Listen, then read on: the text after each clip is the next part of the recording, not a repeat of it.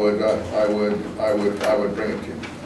What happens is Clement, the narrator, supposedly, first person plural we, I, is narrating this, meets Peter in Rome. And the idea is that Peter is having confrontations with Simon Magus, the magician, and Clement, ultimately the first pope in Rome, from an upper-class Roman family. It looks like the actual family of the Caesars. And Paul, if you look at Philippians, actually sends greetings to the household of Caesar at the end of Philippians, those who are of Christ in the household of Caesar. At the end of Philippians, I don't have time to do all that for you.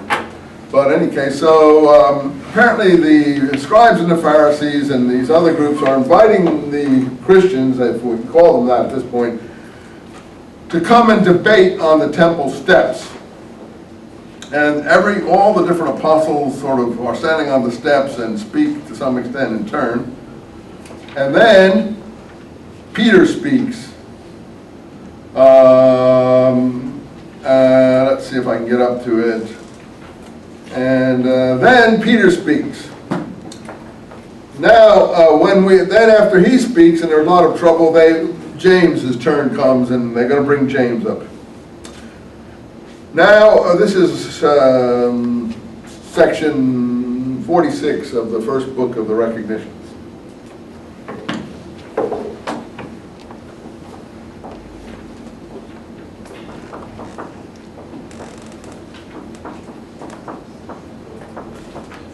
This is one of the books that was banned at the councils in the 300s, but it survived. That's why it's called pseudo-Clement, because it's supposed to be false writings. Now, when we came to our James, while we detailed to him all that I was said and done, we supped and remained first-person plural narrative, like Acts sometimes is, spending the whole night in supplication to Almighty God with him, that the discourse of the approaching disputation might show the unquestionable truth of our faith. Therefore, on the following day, James, the bishop,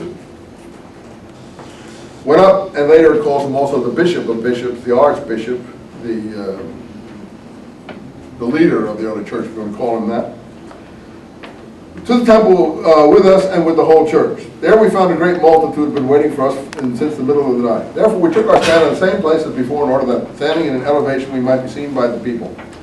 Then, etc., James is introduced, and looking to James, the bishop, he was addressed in this manner by the leadership. I won't go on to that address, but they argue and so on. And then, in answer to all this, the sayings of this person who was speaking did much to please Caiaphas, the high priest, and holding him in suspicion as it seemed, he began to insinuating himself cunningly in the discussions.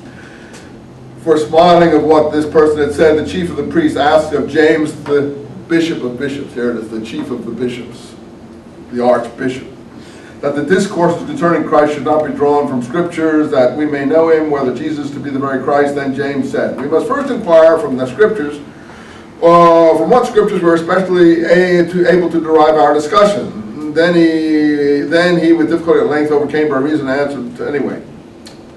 And finally, James answered this other person. To him our James began to show that whatsoever things the prophets say, they have taken from the law, and that they have spoken in accordance with the law. He also made some statements respecting the books of the kings, and what way and when, and by whom they were written, and how they ought to be used. And when he had discussed most fully concerning the law, and had by most clear exposition brought to light whatever the things are in concerning Christ, he showed by most abundant proofs that Jesus was the Christ, and that in him were fulfilled all the prophecies, that is, the righteous teacher who knows how to interpret all of the prophecies and so on. For he showed the two advents were foretold, one in humiliation, which has already been accomplished, and the other in glory, which was about to be accomplished. When he shall come to the kingdom to those who believe in him and observe all the things in which he has commanded. And we have plainly taught the people, and so on and so forth, these things. It goes on like that. Where matters were at this point, entering the temple with a few men, the man who is our enemy, And a marginal note says this is Paul, but we don't need the marginal note to tell us this, because Paul then, this person then gets letters from the high priest and pursues the community to Damascus. So we realize that it's Paul, but they don't want to name him. The man who is our enemy cries out, "What do you mean, Israel? Why are you so easily hurried? Why do you go headlong by this most miserable men?" While he was thus speaking and adding more to the same effect, and while James the bishop was refuting him, he began to excite the people and to raise a tumult, so the people might not be able to hear what was said. Thereupon he began to drive all into confusion and shouting, and to undo what had been arranged with much labor, and at the same time to reproach the priests and to arrange them with revilings and abuse, and like a madman to excite everyone to murder, saying, why do you hesitate, O you sluggish and inert? Why do you not lay hands on him and pull up all these fellows to pieces? And when he said this, he first, seizing a strong brand from the altar, set the example of smiting. Then others also, seeing him, were carried away with this madness, and ensued a tumult on either side of beating and beaten.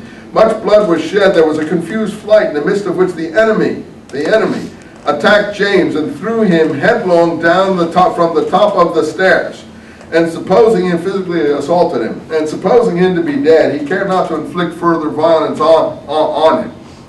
Okay, that's the picture of the attack in the temple. They say, well, this is crazy stuff. Yeah, it is crazy stuff. But the point is, it's very early stuff, 2nd century. And the book of Acts has an attack by Paul at this very same time, if you know the book of Acts. What's Paul doing? He's pulling people out. He's taking people out of their houses. There's a rampage of beating and ruin and so on. And the whole thing is supposed to be triggered by what? The stoning of Stephen, if you know the Acts episode. And then Paul gets letters from the high priest and pursues the community to Damascus, right? This is just an alternative document. But our friends lifted him up, so James wasn't dead. For they were both numerous and more powerful than the others. But from their fear of God, they rather suffered themselves to be killed by the inferior force than kill the others. But when evening came, the priest shut the temple and returned to the house of James. James has a house in Jerusalem. We find that out also later in Acts. And spend the night there in prayer. And that day at daylight we went down to Jericho with the number of 5,000 men. Then after 3 days we got a warning that the enemy had received a commission from Caiaphas, the chief priest, that he should arrest all who believed in Jesus and should go to Damascus with his letters, and that there also, employing the help of the unbelievers, he should wreak havoc among the faithful. And that he was hastening to Damascus, chiefly on this account, because he believed Peter had fled thither. And about 30 days thereafter, he stopped on his way while passing through Jericho, going to Damascus. Look at the detail here. And they miss him because they go out to the tomb.